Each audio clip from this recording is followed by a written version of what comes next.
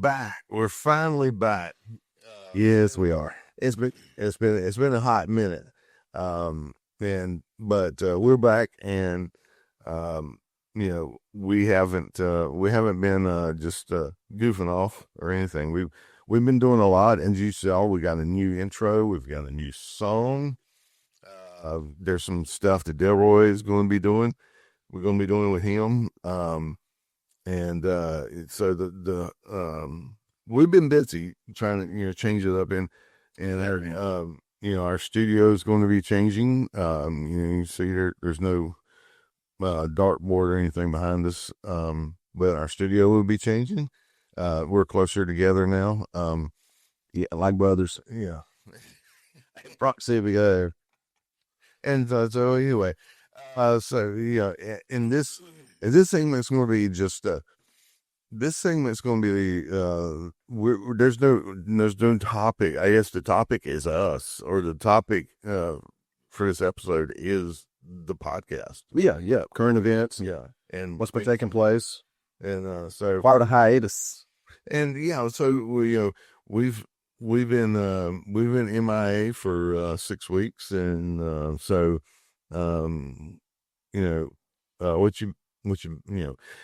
we took a break, and just like any other show, we took a break, but there's been things that happened, in those last 6 weeks.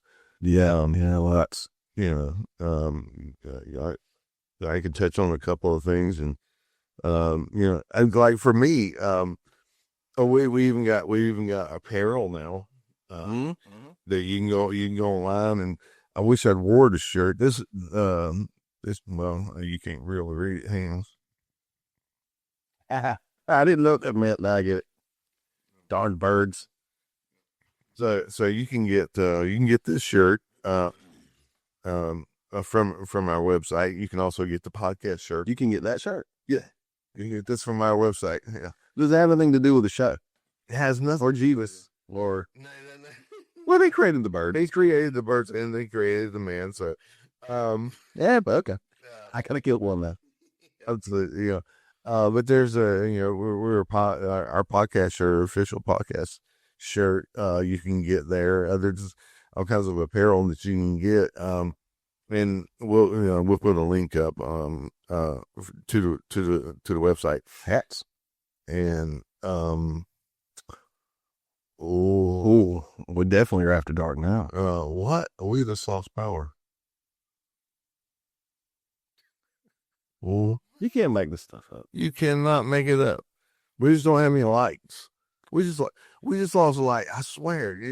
We are truly after dark. We're truly after dark right now. Okay. Well, the building just lost power. So I'm glad we didn't have a particular direction for this one, because it had already been shot. I'm crying, man. I had bikes.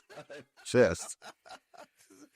Literally, this is after dark, all right. Yeah. So what you were seeing right now is everything's on Barrick. Listen, this is no editing. No, at least minimal. Y'all need to see this. This is what it's really like. Yeah, it really is. This is what we deal with constantly. So, I will say this, man. You got a grandbaby, not baby. Listen, a grandbaby on the way. Another third. Yeah, this will be my third. And I've got a wedding coming up for my first daughter. Yeah, in a couple of months. I don't even know. Not even a couple. Oh, God. It's not on bad. It's a month. Yeah. We have a lot going on, personally and professionally. Mm-hmm. But I will tell you all this, man, just to be transparent, that, Clint had to bring me up to speed on statistics and how many of you guys are watching and how far reaching this thing is. And, man, it's pretty mind-blowing. It really was. For me, when I saw the statistics do it, I'm saying, no way. Mm-hmm. And I had to do research, and yeah, it was. Can't argue it fleshed out. Well, the funny thing is I was talking to you off air, but I'll say this to you guys: if you ever people out there, any of us, because I'm blown away, because I think, it's just a couple of buddies sitting here, chilling, whatever. And Delroy, He's a buddy too. But you think that, but you never really fully realize what an impact you're having. That's why the Bible says, just sow a seed. Yeah. And Jesus always talked about little things and have ripple effects. Yeah. And I encourage folks out there. I mean, what is something that you think, well, what I have to bring to the table is just not that much. Mm-hmm. You don't know. You don't know. Yeah. It's a ripple effect, man. Yeah. And I'm blown away and blessed to be a part of something like this. If I could, this goes into exactly what you're talking about. So I wanted to say, I want to say hey to Gabriel, Jennifer, Byron, hey, and I think Michael. I might not have your name right, dude on the cruise. My wife and I were on a cruise. You guy, yeah, and I know you watching because but it's kind of cool. I was wearing the podcast, our official podcast shirt, which you can get on the website. Which but on the back of the shirt it has my tag, my sign off. Tell you, Mama. I said, hey, and so we're on the cruise, and this guy comes up to me and he pats me on the back, and he says, and I turn around and he goes, I'll do that, and yeah, I had no idea what he was talking about. And just a random guy, just a random dude, just come up. Not you're a cool guy, right? But yeah, just this random dude just kept up. I think his name's Michael, and just he said, "I'll do that," and I said, and I turned around, and I said, "You'll do what?" And I had no idea what he was talking about. And he says, "I'm gonna tell my mama you said hey," and I said, "Tell her." Oh, yeah, it didn't hit me that or what it was on it. And so he got asking me about the shirt and about the podcast, and we got a conversation. And he said, as soon as we get back, he said, as soon as I get back home, I'm gonna look you guys up. Cool. And he said, I'll be watching and listening. And I said, all right. So if that's not your name, email Delroy. Yeah, we'd like to hear it. Yeah, go to our website. And there's a contact page. And just contact, and it'll go to Delroy. And even Delroy.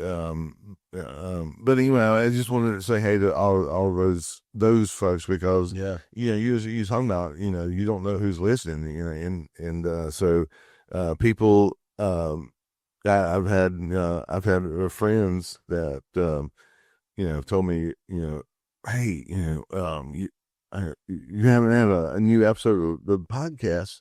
And I'm like, how you listen to the podcast? You watch it? And they said, yeah, watch it every week. And I'm like, I never even mentioned it to you.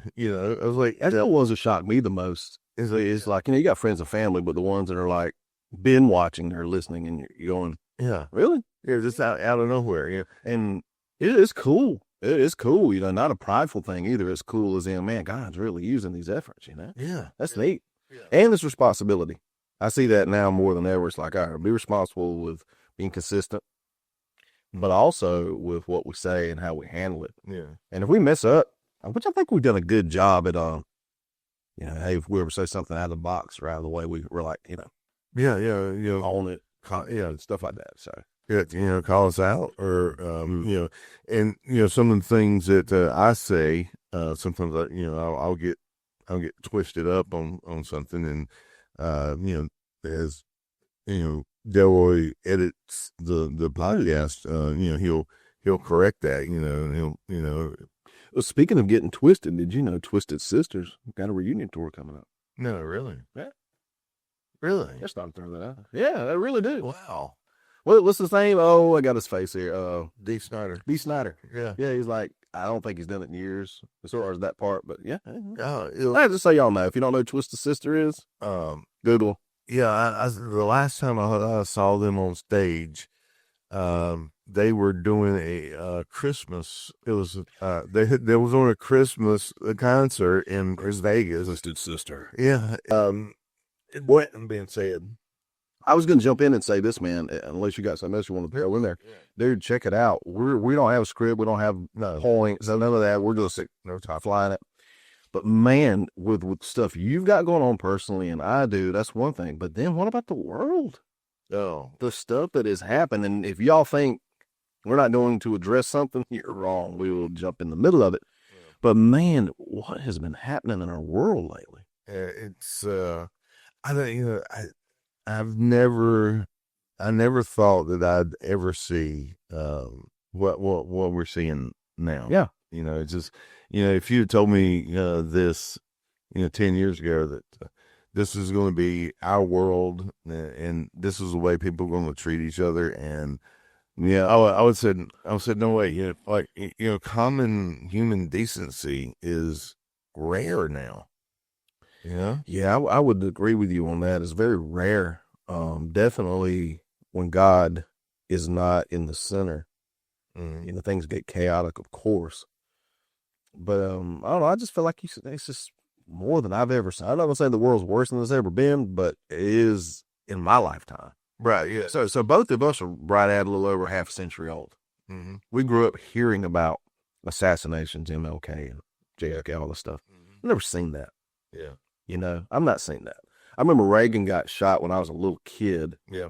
And I didn't even, I think I remember seeing it on TV, I was young. Yeah. I mean, you were too, like kid. Yeah. But then you get older in the 80s, you're like, oh, okay. Mm-hmm. And then you start to get it. But to actually be old enough to see it, like the Charlie Kirk assassination, and go, we've studied it, talked about it, never seen that before. Didn't think I would. And the difference now is it's not some grainy black and white video. Oh, yeah. It is high definition. Bro, for the world to see. Yeah. Yeah. It's so is this insanity in the girl, Irina, is that her name? How you say it? In Charlotte, North Carolina, who was stabbed. Yeah. I can't. She's a Ukrainian refugee. I mean, what is up? And you talked about the world. I'm just throwing a bunch out there. We'll pick something to land on. But when this young lady, man, we both have kids that age. Yeah. Younger. And it's like, I just can't imagine. And the people, you talk about evil in the world that just watched it. Yeah. It didn't intervene. Didn't do anything. Didn't check on her. It was like, I don't know, man. It's, that's the thing that gets me. And if I have to say, if I have to use the word, anger, my anger toward, well, first of all, to the senseless act of violence that this person did. I'm trying my best. Trying to be nice. Try to be nice because I really want to just say what I want, But certainly there's I'll admit it. I'm open about I'm not Jesus, and I'm trying to be as close to him as I can get. But I'm angry at that person, but I am more angry at the people that were in that car and that train with them. And saw it and did nothing. I'm always feeling I'm ADHD. I know you're good, but it's just like, I heard some arguments though, Clint, that some people were like, well, this, we didn't know what was going on, or they didn't know what was going on, and this dude's obviously crazy and violent. So people may be afraid. Okay. But he left. Yeah. And she's just curled up, and you see, and it's like, but nobody checked on her. Right. Yeah. Until, didn't anybody even check on her at all? No. Unless they just didn't release. Well, there's a guy, I wish I had his name the other day, and I saw a clip. I was like, who is this guy that popped up? And he was talking about that incident and then his daughter in Columbia, South Carolina. Now, where we live, we are smack dab, literally. If y'all don't know it, where we live at, where we're shooting this podcast, this video right now, is probably the same distance within an hour or less of Columbia and Charlotte. And these things happen here. And he said it was a home invasion this past year. His 22-year-old daughter, someone just came in the home, killed her. Oh, just middle of the day, from what I understand, I guess. I didn't look into the details, but he's like really pushing. But, it's just that you sit and you think about this stuff. And again, I guess it never hit home until I've gotten older and had kids that age and daughters. Yeah. And it's like, gosh, that could be us. Yeah. Oh, yeah. Yeah. The whole point, too, by the way, y'all, of the personal video stuff, that's for like our community, our church. We got to build a strong Yeah. Man culture in our church. We want to do that. So I'm challenging guys. The whole point of that was, I don't doubt one bit that most guys out there would step up. The point of it was to step up and be the shepherd in your home and your community. Yeah. Yeah. You know, protect your family and all of that against hell and whatever. You hear it all the time. I'm gonna protect my family. I'm gonna, in the physical world. Sure, yeah. But there's two realms. There's the physical realm, and then there's the spiritual realm. And we're everybody's all about the spiritual. But I mean the physical. But we don't talk about. I don't think men are equipped. Have been equipped to defend spiritually.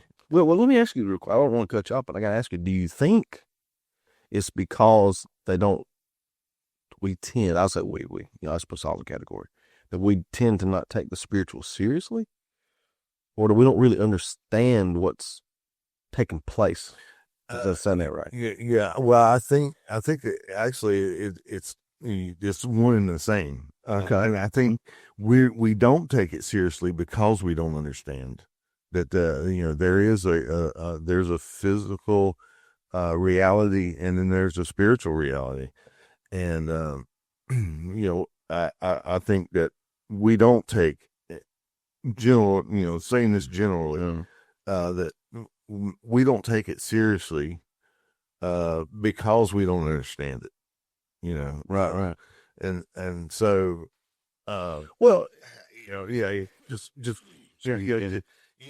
you made a good point in one of your videos, and you said, are you the pastor of your home? Yeah. And that hit. I think that hit. Oh, did it hit me? Yeah. Listen, I'm going to go right into it and say this real quick. I've had I had a couple guys that tell me, "Hey man, you're going for the throat on that one." I was like, didn't mean to. I said, but dude, please understand something. Anytime the Lord reveals something to me and puts it on my heart, and the Holy Spirit's guiding me, it's already happened in my life. Yeah. Because I was disappointed in myself, and I'll say that to y'all and to you. I thought, man, I'm putting all this time into, good works, good ministry stuff. In my home for this season, I have not been the pastor of my home. And so trust me, preaching to the choir, right? Right. You hear from me, I've already okay, I've dealt with it, owned it, whatever. But I have great respect. I'm not one of those Southern Baptist guys, no offense to y'all, that hate the Catholic Church and all that. Oh yeah. Chew up the meat, spit out the bones. I don't care who you are, Catholic, Episcopal, Methodist, Baptist, Pentecostal. We all have some screwed up man-made stuff and traditions in there. And if you want to get really technical and split hairs, I think you and I would do a really good job at making you all question your nation. Oh, I'm crying on that one again. So it's crap. Got Clint on that one. Oh yeah. Oh, I got choked. He gets choked. I know I got it. And I'm not saying that lightheartedly, like it's true. Yeah, it really is. So don't think too highly of ourselves, right? Yeah, you're right. Absolutely right. Yeah. Maybe we'll do that one day. But I have great respect for the early church, and especially Eastern Orthodox, right? Mm-hmm. They're very much so the Eastern Orthodox open to the mystical. Mm-hmm. And I heard a Orthodox priest say one time, he said, everything you see in the physical is just a thin veil of what's already taken place in the spiritual. He said the spiritual is more real than this. Why? Because it's always been there from the beginning of time. Yeah, that's true. You think about it, like if you went and could look at a picture of your land and your home and all that stuff from 100 years ago, does it look the same? No. But the spiritual, right? And I thought about it. I said, whoa, man, that's deep. And if we would take it that seriously, like as seriously as a wolf at the door, so to speak. Yeah. I mean, would it change I would like to think it would change our perspective and how we approach that, man. So, yeah. But yeah, that deserves its own thing. But hey, kind of move on. Too we were going to do Jesus Revolution, Jesus Movement, and we'll talk about all that next. And then I hit a bad time and just had to take that sabbatical. Not bad, just busy. But as much of a tragedy it is that happened with Charlie Kirk. I don't care what anybody says. You might have a different opinion, or Delroy or whoever. I believe it was because of his faith. I'm like, dude was not a politician, not a decision maker. He engaged conversations. Yeah. And he was strong in his faith. So I call him a martyr. Yeah. And I'm looking at what the experts are projecting. But if you look, man, all across America, especially on college campuses, there's pockets of revival, returning to faith, discovering faith for the first time in Jesus. That is, I think we're at the beginning of the next big wave. There was something, I cannot remember the college. I was about to throw one out, and it's like, dude, it was, I'm not even gonna do that. But anyway, there's a college out west. Maybe I shouldn't say that because it might have been Northeast, but you won. So there was a college. Anyway, they had a revival. Was there a baptism, like students baptized? Yes, and stuff. Yes, and it was baptism. It was, they expected. I think it was like they expected 50. And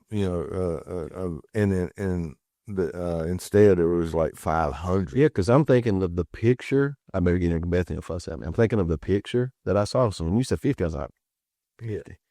Dude, a mass of people. Yeah. And no big advertisement, right? No big hype. It was just It was organic. Yeah, it was organic. They were like I said, it was, I was thinking like around 50 or whatever, and there were like 500 that were there.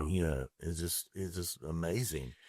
He says, and again, you might remember what this is. I have a hard time remembering verses. So that's the one pen I never got in Sunday school. Remember, when Jesus or whatever the writer says, he will work all things for our good and for his glory for those that love him. Now that's hard to wrap your brain around. Through this dude died, but I'm like, well, all the apostles did too. Yeah. Majority of Judas killed himself. John, he didn't die. Yeah. Oh, man. Interesting story too. Did you know first century Christians would go to the Isle of Patmos to talk to John? Well, you ever heard that? No. That's again, Orthodox, Catholic, they'll talk about those, and there's writings about it. They would get on rowboats or whatever their boats were back then, and they would go to that island. And John's an old man, and he would come out, and they would help him sit on a rock and just let him talk to him about his experiences with Jesus. But they said he was scarred, like deep scar tissue from the neck down from when he was boiled. Oh, or just that's crazy. Wow. And I had never heard that. I was like, no, it's nuts. But you think about what those guys experienced, and those uneducated for the most part, outcasts. Yeah. Here we are 2,000 years later. I think what happened with Charlie it's the beginning of something big. The question is, though, what are we going to do about it as Christians in the church? Are we going to harness that? Or just keep on doing homecomings and fall fests? Nothing wrong with that. Or are we going to move some stuff out of the way and let the Holy Spirit move like that college campus? Yeah. I really think that the established churches, you're not going to see that. And I think that's why you're going to see the movement that's coming. Just like with the Jesus movement in the late 60s, early 70s. Well, actually, the Jesus movement officially, they said, goes into the 80s. Yeah, it does. But anyway, I just think the established churches, they're established. They have their routine. And they're not going to change that. Well, I will agree with you to a point, but I think some of the ones that are disconnected from mainline denominations, again, no hate toward them. It's just there's so much protocol there, right? Yeah. I think the ones that don't have any of that stuff on them, a lot of your non-denominational, I don't think they will have a problem. But those are few and far between too. Yeah. That's true too. I think in our organized religious movements, man, we just try to dictate too much. Yeah. Oh, change subjects. Just I got a dad joke. Go for it. Do you know what? He's a tickled himself. I hope it's good. It's not. It's not good. It's not good. That's why I'm asking. Do you know what Boaz said when he proposed? I'm scared to ask, but what? He said, "Before I met you, I was ruthless." Don't you bad. It's so bad it's funny. It's so bad it's funny, but it's also theologically sound. Yeah. It's so well for those of you that we may not think, like what, both I think was married Ruth. Her name was Ruth, so ruthless, so anyway. I thought that you were going to go into that old thing that came out a while back about broke ass. That's like that'd be tricky. That's funny. Oh man. I've missed the show, by the way. I know we talk about a lot of that. We're hitting it. I missed it. I miss you. I miss you. I missed the show too. I miss Delroy too. Sorry, he's over shaking his head. I'm sorry. Yeah. You know what? Yeah, we Miss Delroy. But speaking of Delroy, we got a new subject or a new segment rather that we're going to put into the show.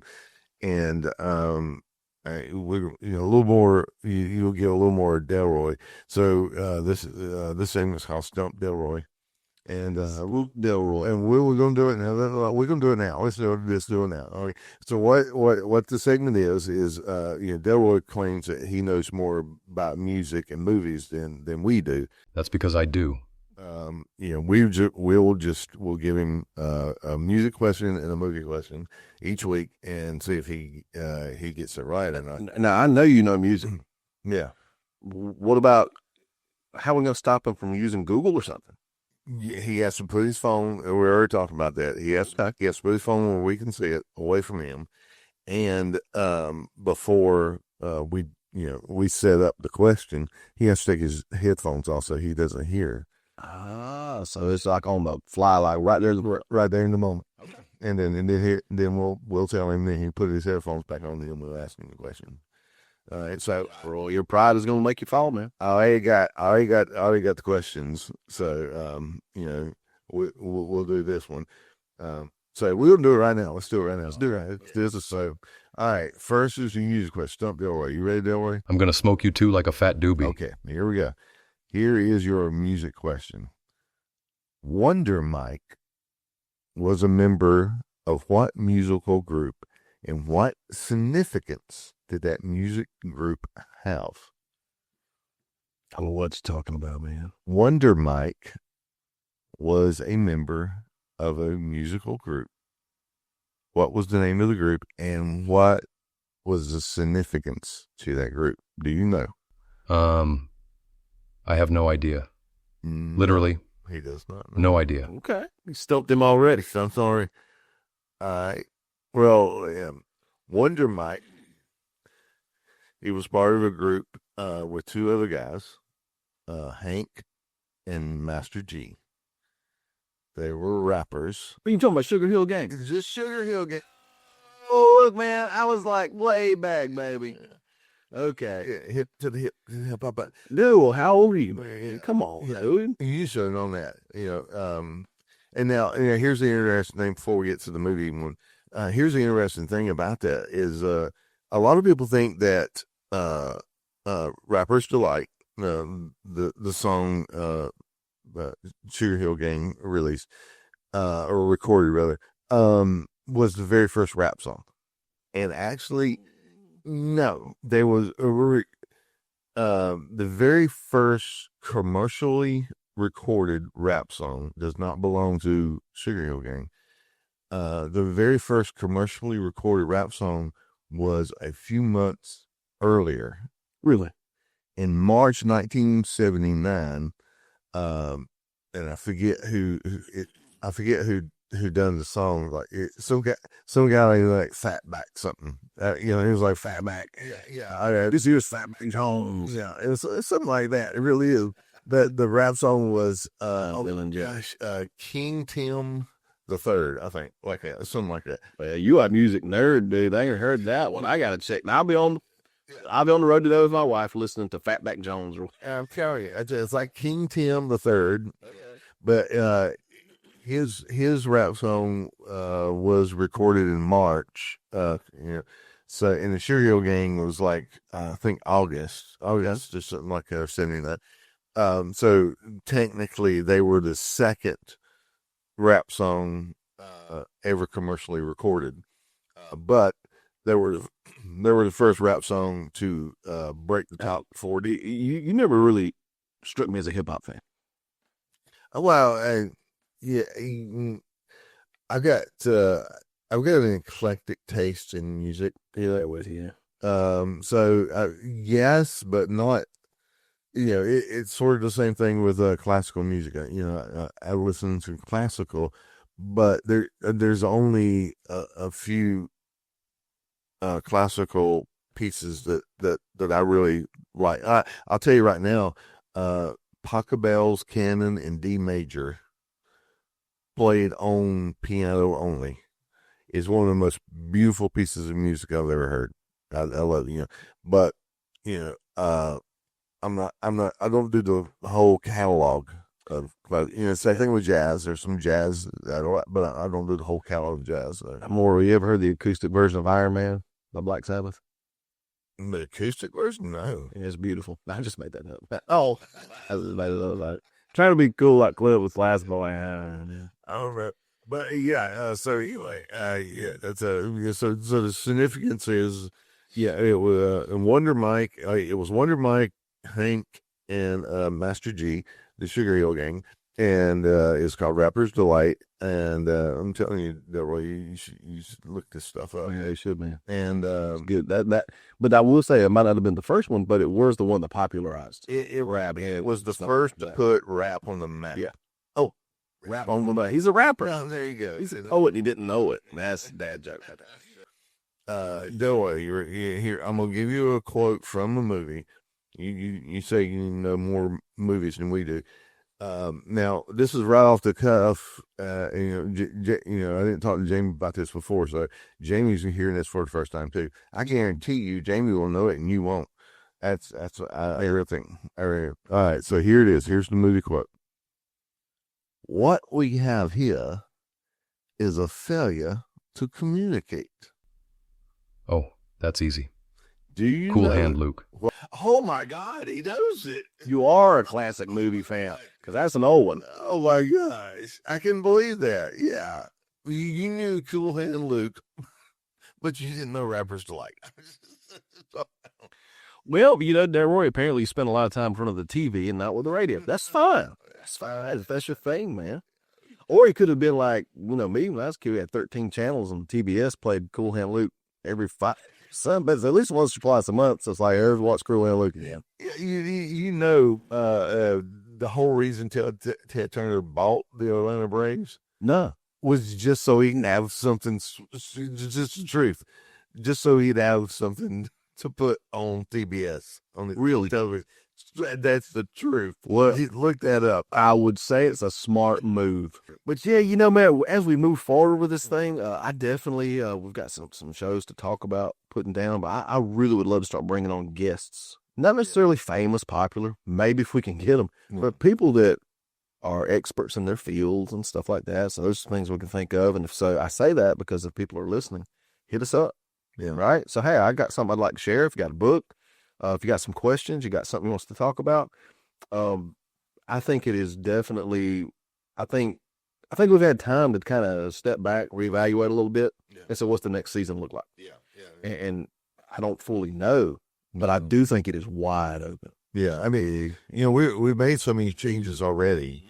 Changes in the format, changes in the intro. New theme song, and we have bringing in guests more.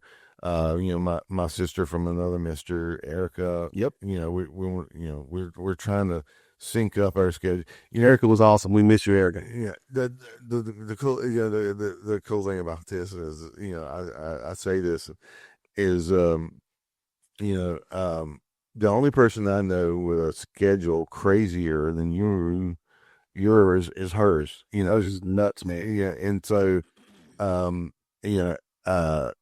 it's just to me it's just syncing up. Your schedule, her schedule, to get, Well, the cool thing is now you and Delroy have been working on the I call it satellite. It's not satellite, but you're piping people in. Yeah, split screen stuff. Yeah. So you guys are working on making this thing more efficient, so that we can do more stuff like that if somebody can't be physically present. Right. Yeah. So definitely leaps and bounds, right? Improve. You'll see that in the future. I'm sure. We'll we're Jamie won't actually be in the studio. So we'll have a split screen, or Delroy and we'll toy with some stuff and try to figure it out. Right? Yeah. I wanted to touch on something. Talking about busyness and all, and there's a thing people say, God won't give you. He won't give you more than you can handle, and things that aren't in the Bible. Yeah, things that aren't in the Bible. And I think I would say this. I would agree. Yes, he doesn't, because it's not him that does it. I think it's us. We put more on us than we can handle. Right. And I think that's what Paul, was warning us against when he said, "Let us not grow weary." I swear, English is my first language. I already says, and I'm pretty sure he's a Swiss citizen or something. I don't know. But anyway, good food though. Guy, that's why God said, though, Paul said, "Let us not grow weary of doing good." And I think that's where he that was the place that he was coming from. Is God won't put too much on you where you can't handle it. Well, in a sense, I agree with that, because I don't think it's God that puts it on us. We put it on ourselves. And sometimes we take on too much, and it's not always spirit driven. It's not always God is wanting this, and wants you to do this kind of thing. But I will say this, so I think it's sometimes it's all us, or and I think once we go down that path, I think God does bless it, but I don't think it is God leading us, And so that for those of you who say God won't put too much on you and all that, just watch yourself, because don't grow weary of doing good, and when you do, it's because you're taking on too much. And that happens. One of the things my dad taught me years ago, he said that 80% of the work will be done by 20% of the people. That's 100% still true.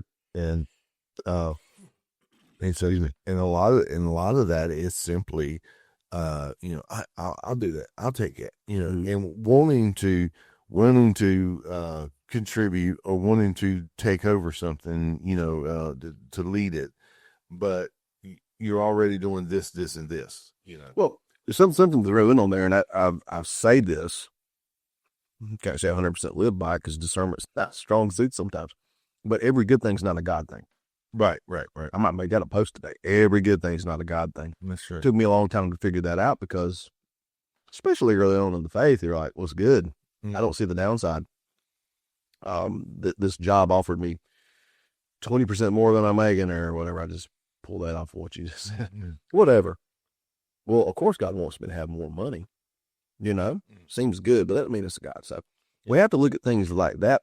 But Jesus, I'm thinking about, as you talk about this, when he said, "Give me your burden, take my yoke," right? My yoke's light and all that. Yeah. And we have burdens, but we're not meant to bear those.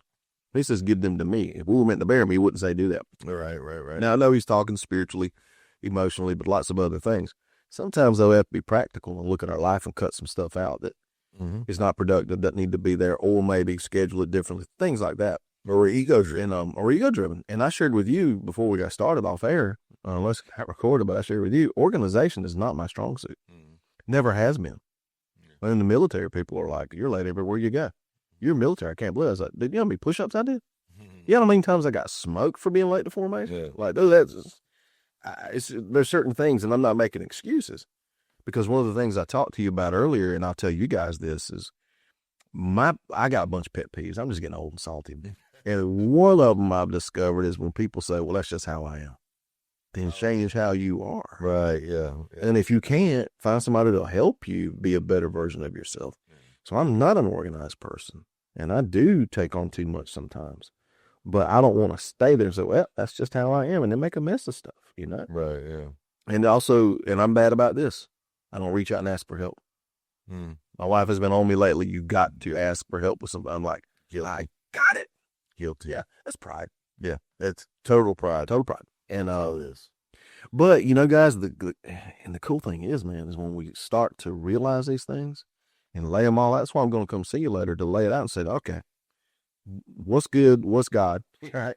What's good and God, and how do we organize? Because you don't want to miss what the Lord's doing in your life, right? But also, I look on the practical side. People that's got young kids, and it's like, I got to go to 5 different places at one time. You know, you can't physically do that. Yeah. So maybe there needs to be some tweaks and changes, you know? Yeah. And it's, I don't know, man, but we can definitely take on too much. Yeah. That we shouldn't. Yeah. And then we burden ourselves and say, well, God's not going to give me more than I can handle. So, yeah, no, you can't handle what you got now because you've been taking it on. Exactly. You talking about pet peeves, that, and that right in line with that is one of my pet peeves is when people say, they'll say something and, it may hurt somebody's feelings or anger somebody or whatever. And they say, well, you took it the wrong way, well, I'm, sorry, sorry about that, but you took it the wrong way. And it's like they put the responsibility on the other person or the blame on the other person. Yeah. And no, you're the one that said it, and well, you misunderstood me. So, well, the better response will be, I said that wrong. Yeah. I did whatever my tone was, but whatever. Right. Yeah. You take some ownership in it instead of, that's your fault. Yeah. If you don't understand what I mean, that's your fault. And that's bad people. And I'll give you a perfect example of it not being Christ-like. All right. When Lazarus died, and they sent word to Jesus, because he delayed. They sent for him because Lazarus was very sick, and and he delayed purposely, getting there, and Lazarus died, and they sent word to Jesus that Lazarus was dead, and so Jesus tells his disciples, they're there, and, he says, Lazarus, and I'm not quoting scripture, but this, but Jesus said Lazarus is asleep. And all of the disciples were like, "Oh man, so he's getting better now. He's doing good. He's resting and all that." And well, that wasn't what Jesus meant, And Scripture says, so Jesus told them plainly. Sometimes we need it plainly, y'all. Yes, Lazarus is dead. And so the point I'm trying to make there is that Jesus spoke something, and they misunderstood it. Jesus didn't say, "Well, that's on you." You misunderstood it. That's on you. That's not what I meant when I said that. That's not what I meant. And throwing the blame and the excuse on the listener. You're the one that said it, and so it's your responsibility to correct any misunderstandings. Yeah, for sure. And that's what Jesus did. And Jesus said, our scripture says Jesus told them plainly, and I would love to dive into that. I could take 20 minutes just on plainly, what that meant. But anyway, he told them. So he took responsibility for what he said, and he explained it to them. Where they understood what he was where he was coming from, and so that's a big pet peeve of mine is when people say stuff and then they don't take responsibility for what they said. Yeah, when you've hurt somebody. I'll give you another. We talked about this on the air on earlier episode. one of the very first episodes. My wife, she had bronchitis at the time, and she was coughing constantly, and she had bronchitis for a long time, and she told me, she said, I am tired of me coughing, and I said, yeah, me too, and I remember. Well, that's not what you meant. That's not what I mean. And so I had explained to her, that I'm tired I'm tired with you. I'm tired of you being burdened, like with bronchitis. And I'm tired of hearing you cough, and like shut up, And so, but that's the way she took it, and so I had to explain, apologize first of all, because I had relayed my feelings poorly. I had spoken poorly, chose poor words, whatever you want to say, and so I had to apologize for hurting her feelings. Even though I didn't, it wasn't my intention. Still, it was my responsibility. I hurt her feelings, and so I had to make that right. And so because I'm the one that spoke it, it's my responsibility for what happened. Yeah, and so. And then, so I didn't look at my wife and go, well, you took it the wrong way. That's not what I meant. I said what I said. I'll put one little thing on the end of that too, because I was thinking as you were saying about communicators. Everything I do, because I'm a communicator. Yeah. And I'm not saying I'm the best. I'm not saying I'm even good, but it is something that I strive for, right? To be the best at. And best I can be. Jesus was a master communicator. Yeah. That's what he did. He was a master communicator. Mm-hmm. And even when the Son of God, I love that you pointed that out, was like, you don't get what I'm saying. Okay, let me break it down. Yeah. And I've talked to pastors before, because I am constantly on the lookout of new training and new tips and new pointers of how to communicate your message better, right? Yeah. And I've talked to pastors before that I'm like, hey, I've heard from some folks, and I'm just kind of letting you know. So, we use these big words and stuff. Yeah. Sometimes it's a little over people's heads, and or it's too long, or it's too this, or it's too that. And it's like, you're smart. We get that. Just make some tweaks. And they take offense to it. And I've heard more times than not, well, they just need to pay more attention. And I know we run out of time here, but I will say this. You put a pin in it, but I will tell you one thing. It's not really a pin. It's just a little icing. Okay. But a guy told me this once, and it just hit, like, where did I get that from about constantly trying to hone your craft? Mm-hmm. Preaching's a craft. It is an art. Yes. And if people say it's not, okay. But well, that's a whole other episode there. But what I will say is I have a mentor and a friend that he's in his 70s, and he is sharp as a tack, dude. He's sharper than either one of us. Mm. When I talk to him, I'm like, dang, I wish I was that mentally sharp at 30.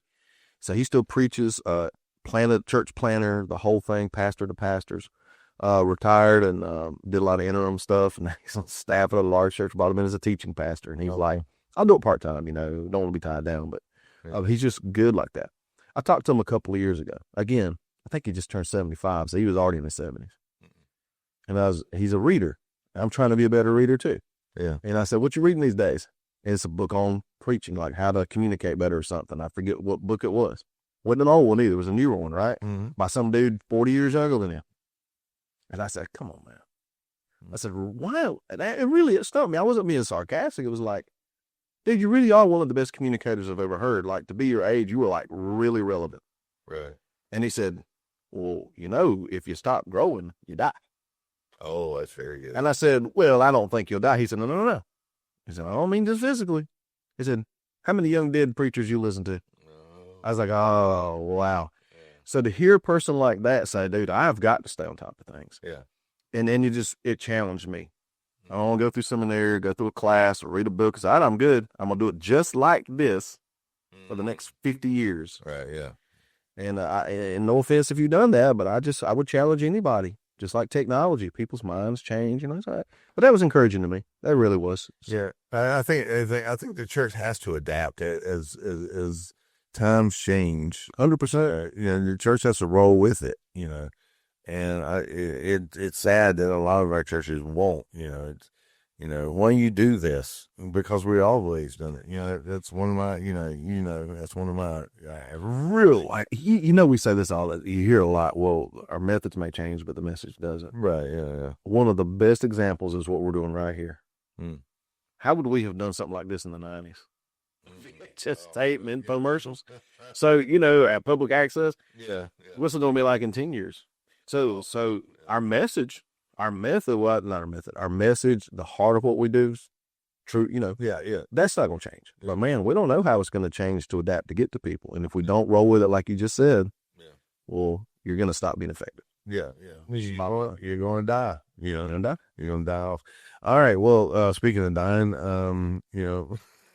and if we don't wrap this up, It's going to die. we're both going to die.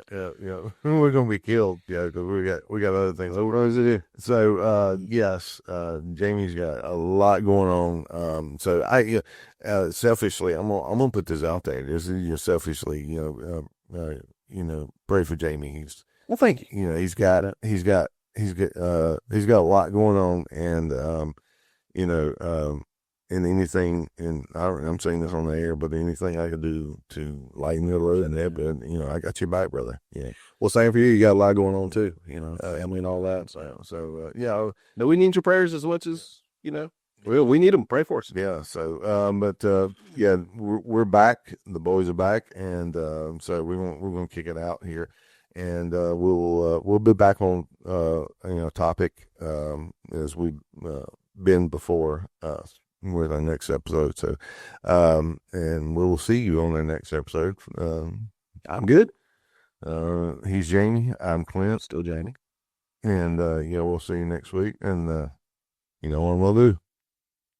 Don't tell. Tell your mama I said that.